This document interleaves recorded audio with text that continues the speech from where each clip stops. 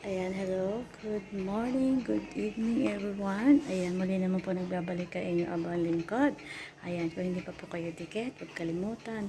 Ayan, Edita Robles Kid Vlog po. So anyway, dito na naman tayo sa isang dahil pag talaga nangangailangan ng pera, kailangan kahit anong gawin. Susubukan natin ang lahat, kahit puyat, pagod. Ayan, kahit hindi tapos sa trabaho.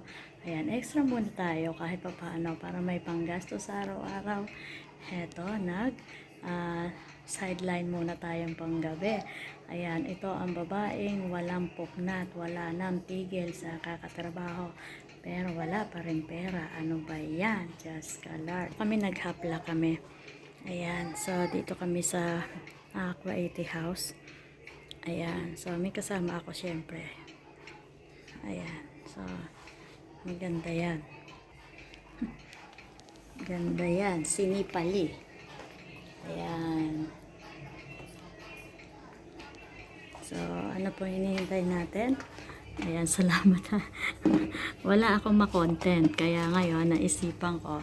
Ayan, mag-vlog ako habang nandito ako. Ayan, so kahit pa paano. Actually, I have work. Ayan, actually I have work until 9. But I stopped. And then, because I need some extra money. Because I want to buy something for myself. For my house also. That's why ay kumuha ako ng part-time sa gabi. Ayan, kahit sobrang puyat, pagod, ayan, kahit talaga. Ayan, so ganyan talaga pag nasa labas. Kailangan diskarte para laang may panggastos tayo sa araw-araw. Kasi ang daming gastusin, kulang at kulang, di sapat. Kaya bahala na si Lord sa atin. So ang pasalamat lang natin. So ayan, syempre mga boss namin to eh. Ayan, dito siya naka-stay. Sino yan? Wala, nagbablog ako.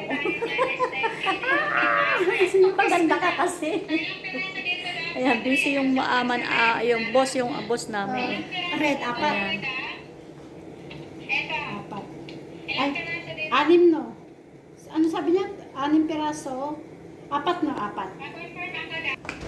Ayan, doon sa kami sa kusina kasi nandito yung anuhan namin ng pagkukuha kami ng ano tawag daw ng mga kape. Kami ang magsiserve, siya yung nagluluto. Ayan, so ano pa hinihintay natin? Salamat po. Muli na naman po nakakuha ng konting content ang inyo abang lingkod. Ang hirap makahanap ng content ngayon, be, kasi nga busy ako.